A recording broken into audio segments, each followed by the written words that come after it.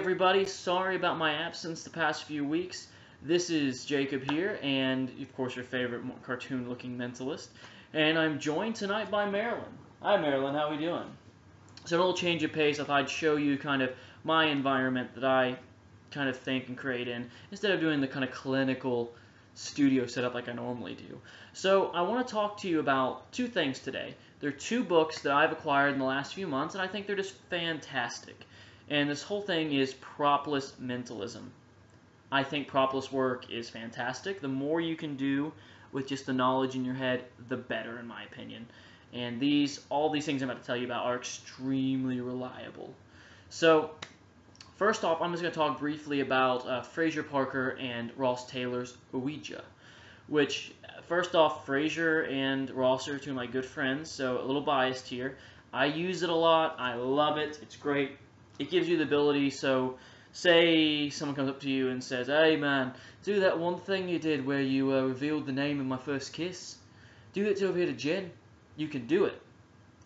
And if you did it with kind of a ability procedure, or you can really repeat it too. It's not something that you can really, in my mind, personally, I don't see it getting caught out through multiple performances and someone seeing it like 13 times in a row, or even 3 times in a row, which don't do that, it's stupid. But point being is this. I think that it's fantastic. It gives you literally the power to reach inside somebody's mind, pluck out a thought, and you can reveal it. And it's interesting because one of the things Luke Germain often talks about is there's really only two main forms in mentalism to acquire information, that is asking and telling. This does both in a beautiful way. I can't give you too much here. It's just great. You have to read it. It's fantastic, and it fits for you. The psychic entertainer, the psychological illusionist, the esoteric mind reader. It fits all of those things, and I've made it fit me because I kind of take that sort of esoteric route to an extent. Now, first off, it's great. Buy it. And the reason I'm kind of making this brief is because I've already spoken about it a lot, and you probably have it if you're watching this and you're into this propless theory. If not, I believe it's going to be $80. So for $80, you can buy a Ouija for $40. Ouija's only $40. You can buy as a download. I recommend buying as a physical print book, which I think is for sale on through Fraser also for $40. So yeah, get it for as a physical print, and please go directly to Fraser at fraserparker.co.uk, I believe is the site, and go on there and buy a Ouija directly from him, because it's always great to support the creator himself. Now, the other book I also want to talk about here, that goes hand in hand with the Ouija, because they're similar but very different. It's weird. It's like you know when you go to the zoo and you see the different kind of you see a panda bear and you see a grizzly bear. It's weird because they're both apparently bears, even though the panda's not a bear. It's actually more closely related to a raccoon. But they're similar but very different in the extent of the genetics and makeup of them. And that's what I think is really beautiful about these two books kind of working hand in hand. And you can actually also buy Matt Melo's book, once again through Fraser Parker, fraserparker.co.uk, or I highly recommend buying it directly from Matt. I wish I had Matt's email address on hand here. I should have. Let me see if I can track it down here. I've got the book open. Let me go to the final thoughts and see. Fortunately, I do not have Matt's email directly here, but contact Matthew Melo for it. It's fantastic. Buy it direct from the man himself. This has a huge amount of stuff in it. So when you buy this book, the first thing it opens up with is a very beautiful reframe that it empowers your spectators, and at the same time still credits everything to you, which I think is really important. I really kind of was very favorable of this spectator's mind reader approach, but I think that definitely the spectator's mind reader approach should be somehow channeled through you to cause it to happen. Sort of in a I'm going to pass you the power-esque way that we've seen Patrick Redford do, as well as Luke Germain in his recent thing on Germain's mind. Now, this reframe is great. I actually incorporate it into some of my stuff now. I think it's perfect, and it creates a very intimate, interesting concept to the whole thing that makes it much more interesting to people watching and participating along. The first real effect in the book, though, is called metal bending. So the basic effect of it is you put an object in somebody's hand, they describe it starting to bend, and then they describe it as something as it morphs into something else, but it's shown that it's actually not what they think it is, and it's seen from the beginning that it's not what they think it is. The audience clearly sees it. It's a fantastic idea, very, very different. Once again, that's what Matt Melo's good at, is just this weird, bizarre thinking, and he's really encapsulated it in this piece.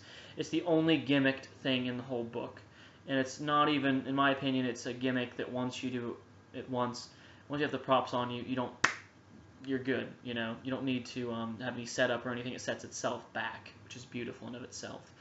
So, next in the book, there's the line test. The line test is a fascinating kind of drawing duplication-esque thing that I think has a lot of potential to it. The book outlines kind of the basic idea of it. I've done some thinking on it as well, and I really like the direction I'm kind of taking it, even though I couldn't really see myself using it theatrically. It's still one of those things, it's a mental construct to have in my mind that I think can really do some great things. From there on, we move into the real meat and potatoes. Heritage, instrumental, the mind matrix, solar system. Beautiful. What you can do is you can have somebody basically, you can divine an instrument somebody plays, the profession somebody has in their life, all kinds of stuff. It's sort of like, in a way, if you were to imagine the traditional, I believe Ted Karmilovich, I apologize, Ted, I believe I pronounced your last name wrong, Karmilovich, there we go, Ted Karmilovich idea of the living and dead test, where they write a living name and then a bunch of other dead names. It's kind of along that lines, but with actual no paper or pen. And you've got name revelations and a billetless name revelation in there. You've got a billetless location. It's beautiful. It's just absolutely fantastic, and it's actually theatrically interesting and changes this and creates a space and an area from which this is possible, which I think is cool. When you create a space in which something happens and it feels just absolutely real in the process, because it is real to an extent, is the real beauty about it. Because I'd say this is a real mind reading method for me, which, you know, some of you are going to controversially say that's not true. You might call me a liar. Please do. I don't mind. I have my own beliefs. You can have yours. It's your life. As Danny George used to say, it's your life. I don't care. I don't care. It's you. It's up to you, man. But anywho, it's a real mind reading method, which I think is really beautiful. And I think when we can share that experience with somebody on these personal, interesting ideas, it's really great. Heritage gives the ability to reveal the, basically a billetless name revelation, as well as 3 people or more, depending how bold you want to get, and a bunch of other crazy stuff. Instrumental is the same thing, but with instruments, an instrument somebody can play, or maybe they want to play, whatever you want to do with that. Mind Matrix expands even further and leaves it open to kind of a huger, I don't even know how to say it. It basically just expands it out further to the extent where you can actually do divine anything with it. Solar system is a brilliant reading system, and there's also ideas in here as well from astrological divinations, which I might actually start incorporating this in with Aaron Alexander's brilliant Zodiac Killer, which I think is brilliant, and I kind of had a little bit of a hand in helping him check it out and get it started and get it out.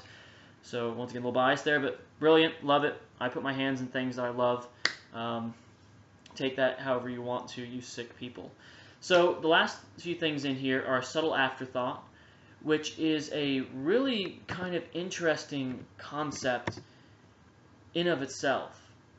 It's basically, you get the ability, it's a card divination idea that's extremely clever, and it's a psychological principle. I won't say much more than that because I don't want to spoil it. Just know it's very nice, and you will be able to use this. Now, the last thing in here is something that you almost will read and you won't believe it'll work. I haven't tested this yet. I want to, and my girlfriend probably tomorrow will test this on here, and I will give feedback in the comments below when that happens. It's called a hidden temple. Imagine, in a way, the kind of think-stop-esque effect, but it's usable across the board, and you can tell the exact moment someone thinks stop. It's beautiful. Now, I'm sorry if I rush through things. We're at 9 minutes and 47 seconds right now. But once again, please, you can go please buy direct from the creators, Matt Melo and Fraser Parker, for Ouija, as well as State of Mind. They go together beautifully. Thank you for watching, and enjoy.